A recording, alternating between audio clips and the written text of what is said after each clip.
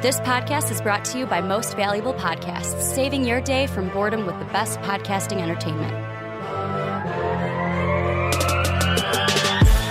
Hello and welcome to Superfans, your weekly Chicago sports podcast where we talk all things Chicago. Today we have a fantastic show for you. We're going to be having a Patreon segment to start things off with one of our favorite patrons, Sam. We're going to be talking about the White Sox offseason deal so far. Made some major acquisitions and perhaps looking for a couple more pieces to add to the puzzle. Then we'll be moving over to the Chicago Bulls and the decade as a review. And then we'll be wrapping things up with our Chicago sports decade, favorable moments, and kind of, anything that sticks out from this last decade. A lot of reminiscing, a lot of nostalgia goggles this episode, guys. So strap in, it's going to be a fun one. Let's get things started, though.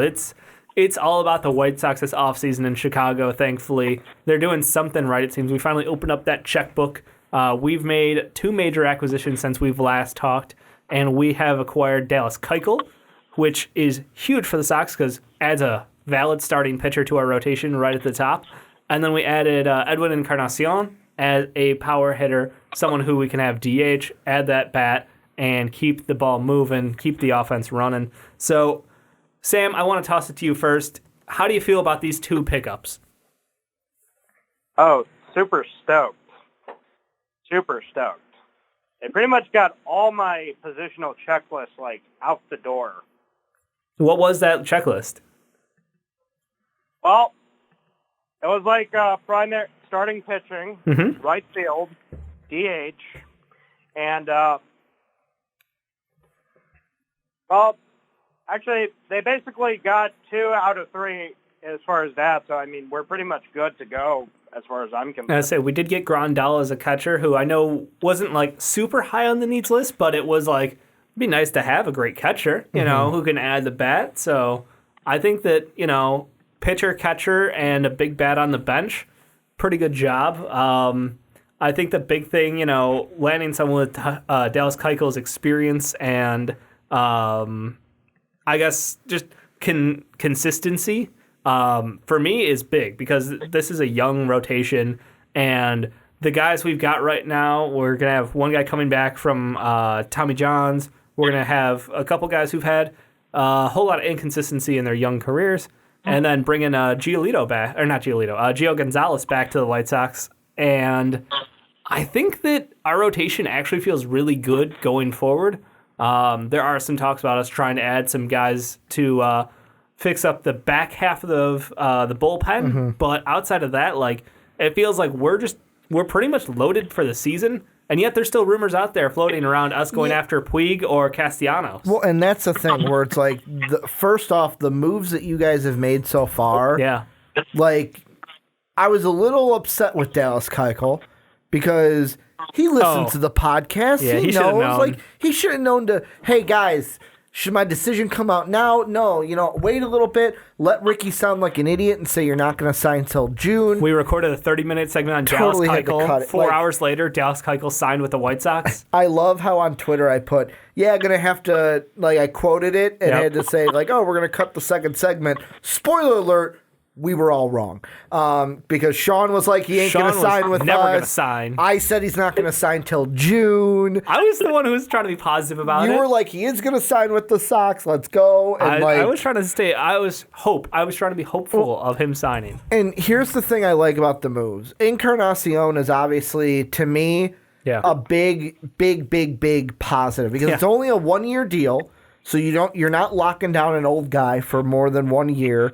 He is old. And he's a DH, but you need a DH. You need someone to fill that role. And I know that there's some people out there that are like, but we probably could have gotten a first baseman that fields the ball a little bit better than Jose Abreu. And then we just locked up Jose Abreu. Exactly. He likes playing the field, and he's a locker room guy. Exactly. Sean's favorite thing is a locker room guy. Exactly. So you can put...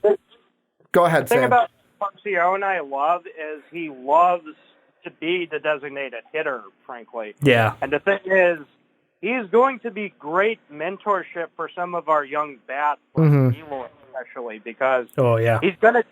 No, because it's sort of like if J.D. Martinez was actually on the market if he opted out of his deal from the Red Sox, because he would have been a match made in heaven. far as being our DH option, but this is a good secondary move. I mean, even just as a 1-year thing. Because the other thing is, we actually got someone who can go toe-to-toe with Nelson Cruz in Minnesota now. Yes. So it's like Minnesota's actually afraid of us at the moment with how much firepower this lineup could potentially be doing. Non-White Sox fan here. Yep. Temper the expectations. We're not. Don't say the Twins are scared of you when they're sitting at the top of the division. We're coming for the playoffs, though. But I do think that this White Sox team can compete, especially with what's going on with the Indians right now. They get rid of Kluber. There's rumors that they could move on from Lindor. If they move on from Lindor, they're not going to be 1 or 2 in the Central next year. But with the White Sox, the thing I like, you fill a need with the DH and Encarnacion. Sam, you're 110% right. He could be that veteran, much like I kind of want to say he could fit a similar role that David Ross had with the Cubs in the World Series run. Because David Ross in that year, he was John Lester's personal catcher. And here's what I was going to say. So he was doing work on the field, and he was helping out with the guys off the field. And is Dallas Keuchel not our John Lester? Is that not every White Sox fan hope right now? Is it? Yes and no. Dallas Keuchel comes in. He is the guy who's going to help us get there. He's going to be the guy we can count on because he's kind of got that, been there, done that. I'm going to say yes and no. The only reason why is the only difference is there was no question that John Lester is the Cubs' ace. Yep. In this situation, I think most people think of Lucas Giolito as the ace, and Keuchel is now the number 2 or number 3, depending on how you want to do rotation with. Do you want to mix it up righty, lefty, righty with Gio Gonzalez also being signed? Gio's going to be at the back half, but because right now ESPN has it listed out as the rotation is, Keuchel's a lefty also. Yep. But Giolito, Keuchel, Gonzalez, Ronaldo Lopez, and then Mike Kopech is basically your blueprint of a rotation right now. I think what it might be is Keuchel will be the guy we count on, even if Giolito has the better upside and the better, perhaps individual performances throughout the year. You might have a couple of those excellent games where he's throwing, the 12-plus strikeout games when he's just dealing. But I think Keuchel's the guy we count on if something gets serious. Let's see. I'm thinking of ages right now. So let me do live math on a podcast. Keuchel's 31. 30, 20. How old is Giolito? 30, 29. I think it's like 25-ish. Cool. Because if he's around 25, 26. He's 25. Okay. Then how I would relate it to the Cubs, because you tried to do that, is... why not? Trying to bring it back to the wheelhouse. Keuchel is kind of like your Lester, then the older veteran in that rotation. Your Giolitos could be your Kyle Hendricks. Where Kyle Hendricks, right now, he's 30. But when we were hitting our run in 2015, he was 26. Young kid. So, Giolito can grow into what you need. Keuchel can be that veteran. The interesting thing that I think is the moves that could still happen for the White Sox. The two big ones you mentioned. Yasiel Puig, I think, is interesting because obviously that means to me that either you're going to have Luis Robert or Nomar Mazara. One of those two guys are getting the boot. I'm thinking it's more going to be Nomar because Puig's more of a corner outfielder and not a center fielder. And then with Nolan Arenado, if I say that name right, he's the most interesting one. Because if you trade for him, who are you giving up for him? And if you don't give up Tim Anderson or Jan Moncada to get him, you've got 3 guys who are third basemen. So what? You're going to have Nolan at the hot corner, Moncada then at shortstop, and then Tim Anderson moves to second?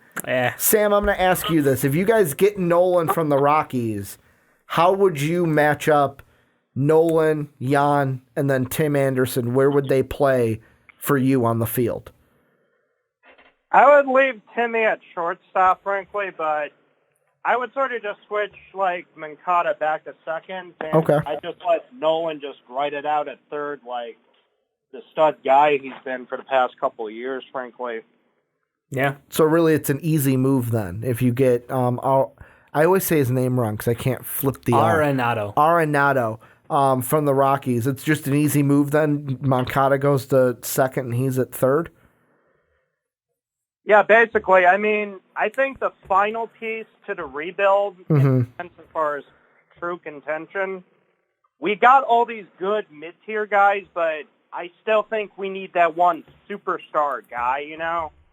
So it's like we either somehow pull off a very team-friendly deal to get Nolan from the Rockies, or we wait till next year and we go all in to get Mookie Betts with a max contract. Here's the thing that I will warn you, though, is, and yet again, I'm talking about this from a Cubs standpoint, is with the Cubs, we didn't do you on your team, do you feel like you have the guys that can grow up, like a Eloy, like a Tim Anderson, like a Jan Moncada?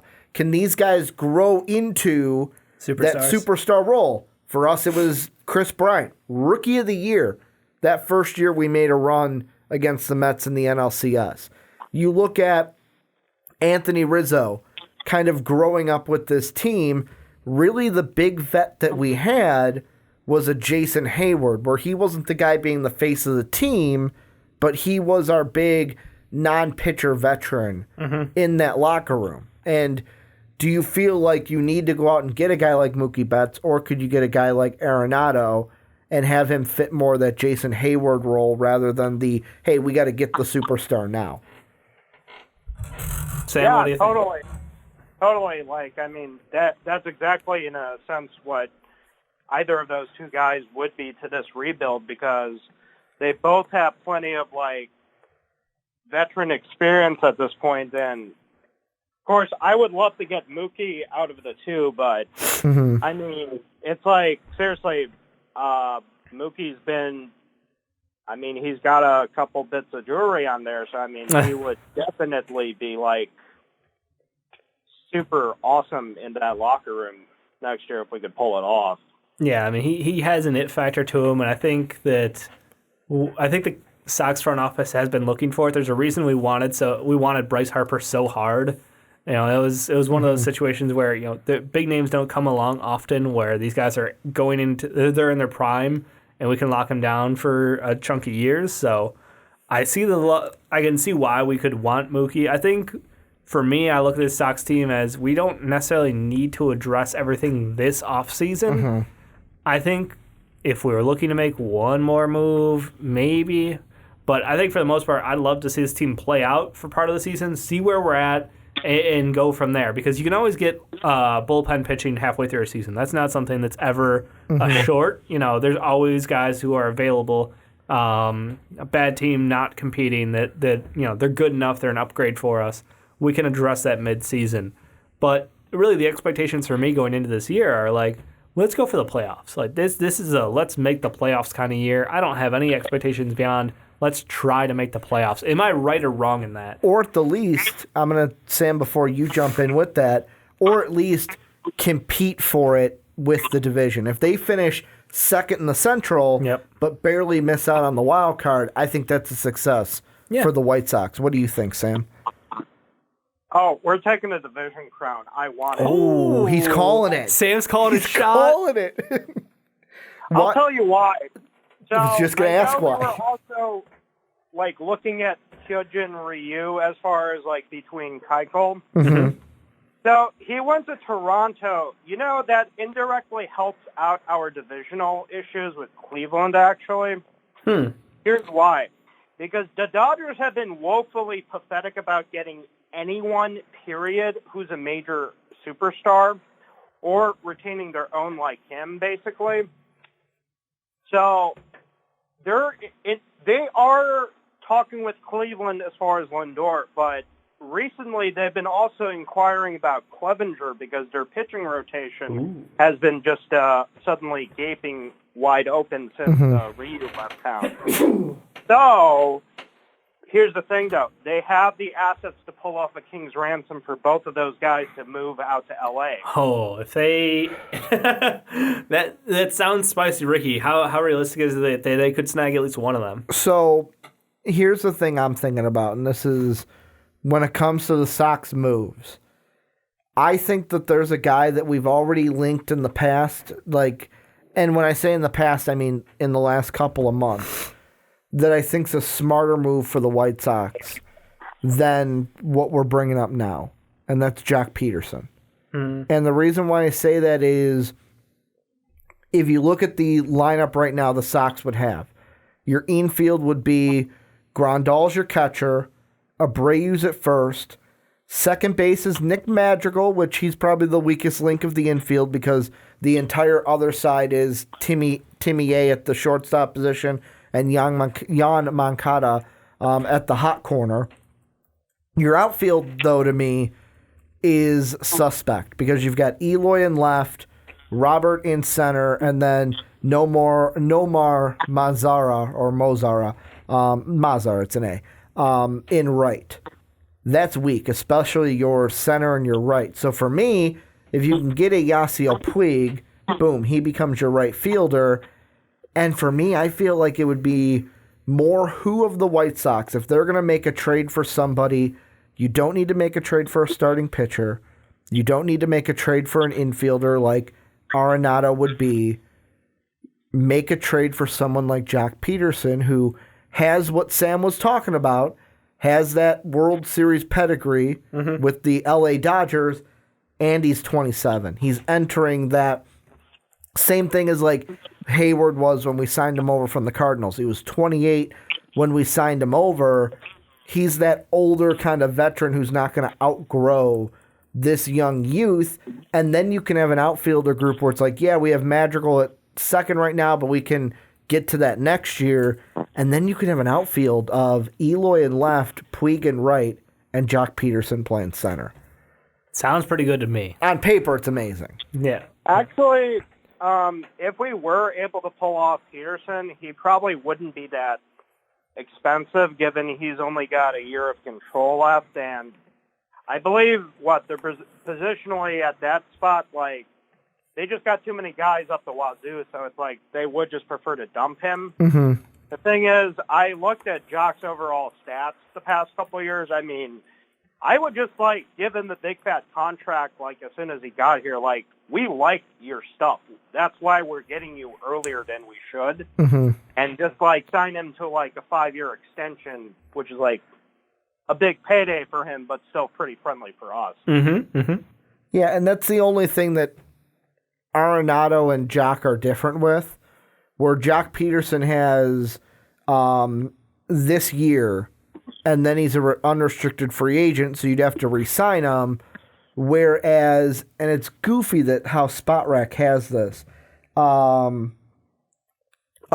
now it makes sense. So Arenado has an 8-year deal.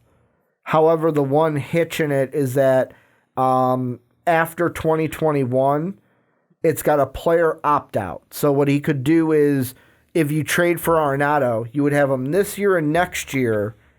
He would have the opportunity to opt out after 2021 if he wants to, but if he doesn't, you have him locked up till 2027.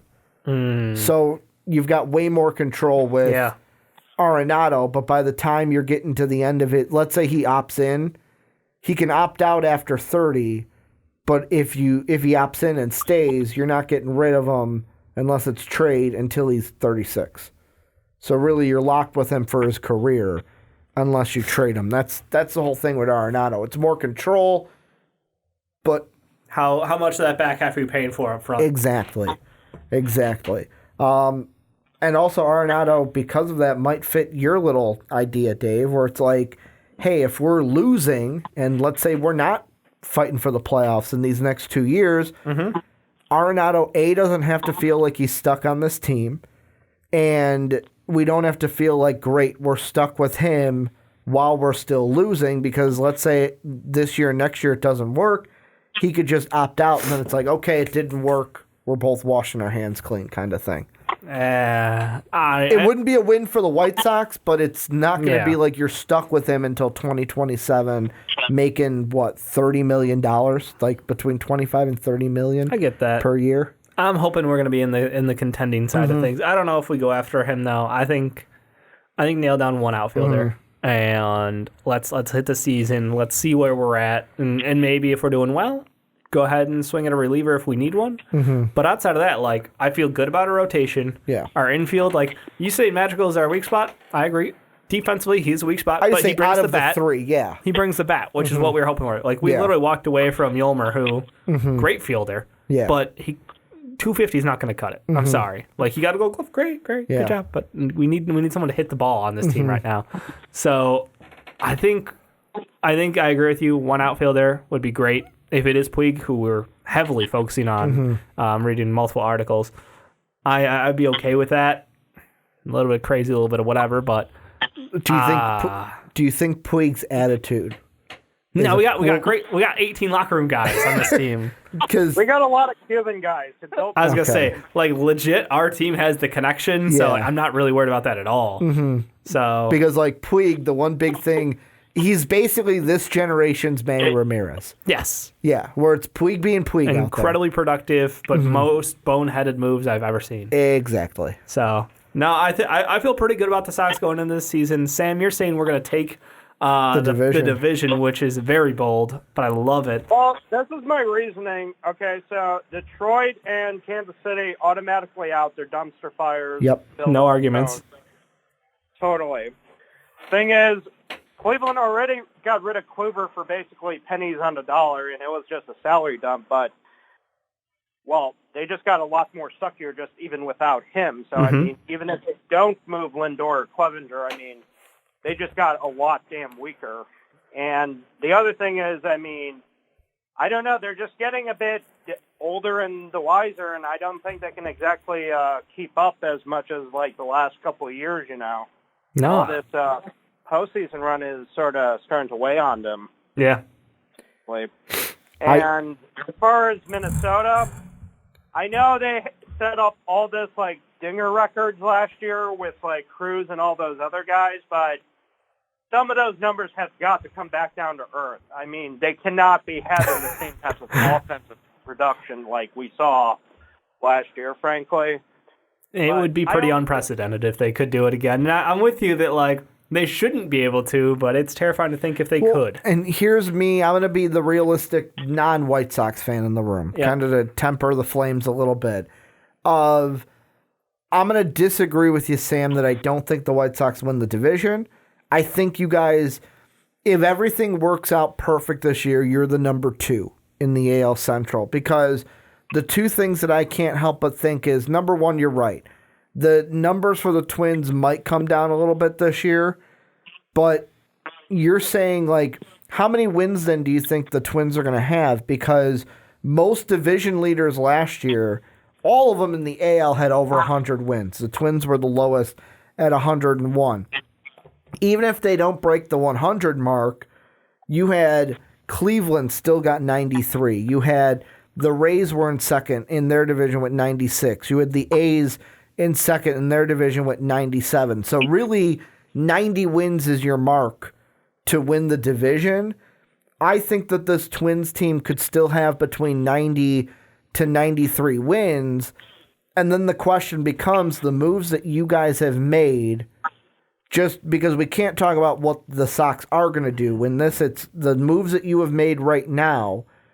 Do you think that Keuchel and Encarnacion and Grandal, do they add 20 wins to this team? Because and a healthy Kopech. 72 and a healthy Kopech.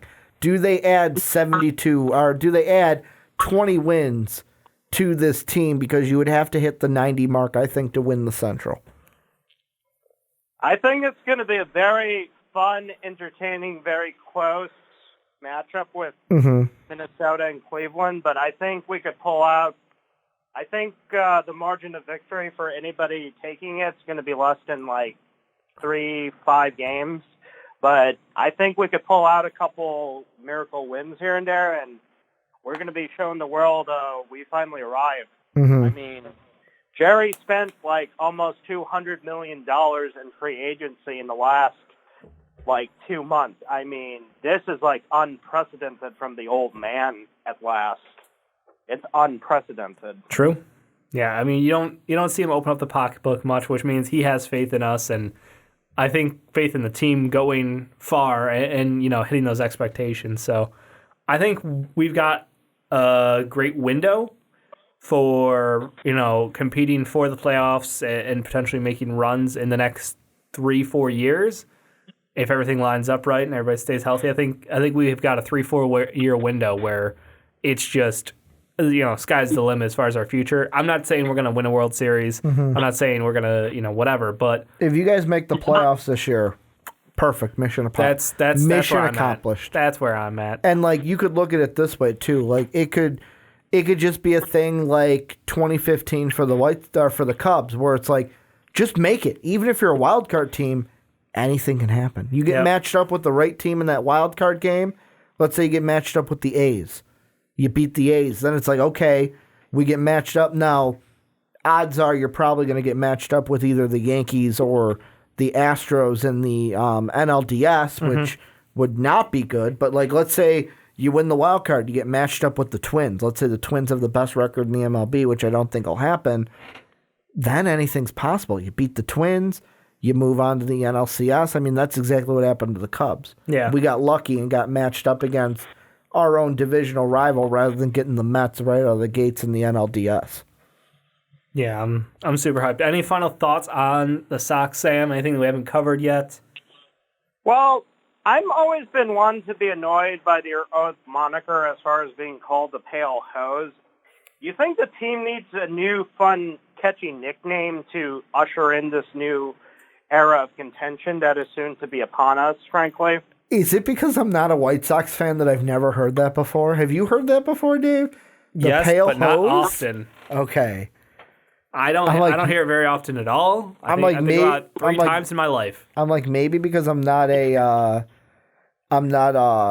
Sox fan, but I've never heard that before. No, it's really archaic. I mean, it's 1950s, but I still see heavy Twitter mentionings of it here and there. But these are sort of my two current ones. I sort of came to a conclusion. Okay. The first one's somewhat Warcraft inspired, Iron Horde. Okay. Okay. Or second one, this was actually, I forgot which one of the up-and-coming prospects, actually. I read it in one of their articles, but apparently he was a big fan of all the DC shows on the CW, and he said we should call ourselves the Legends of Tomorrow. Actually, I like that one better than the... Again, I'd be down for that. I would a bunch of young kids? Yeah. I mean, and again, coming out yesterday, that looks like there's an offer on the table for Lewis Robert getting an 8-year deal with us, who, again, Cuban phenom. Who doesn't love all these guys in our minor leaguers? Yeah. They're basing off the same deal that Eloy got. He played for us last year. In the minors, looked pretty good. So, outfield help on the way, maybe. I'm pretty sure if my memory corrects or serves me right, you're welcome for Eloy. Yeah. Because I'm pretty sure he was in the Quintana deal. Huh. And he was one of our prospects that he was just never going to make it up with us. Yeah. Yeah, he was in our farm system. So a 5-tool player that we signed to a deal in July of 2013. You guys had great scouting back then. We do now. It's Theo. Still just Theo. It's Theo all and Theo. Jed know what to fucking do with these young guys. The only other thing I'm going to throw out is a little bit of research. Sure. The last team to win under 90 games and win their division, the 2015 Texas Rangers. That was a battle, though. It was a battle between them and the Astros. They were at 88, the Astros were at 86, and then the Angels were at 85. Yeah, no, that shit was a bloodbath. And if the Indians give up Lindor, then that's some wins both. That could be wins both ways, though. Yeah, so it'll be interesting. We'll see. Anyway. Let us know what you guys think about the White Sox season coming up. I think this offseason's been awesome, and I think it has a chance to even get pretty epic if we land a couple more names. I don't think we need them necessarily, but hey, I'm not going to say no up front. But thank you, Sam. It's been great having you on here, and we appreciate it.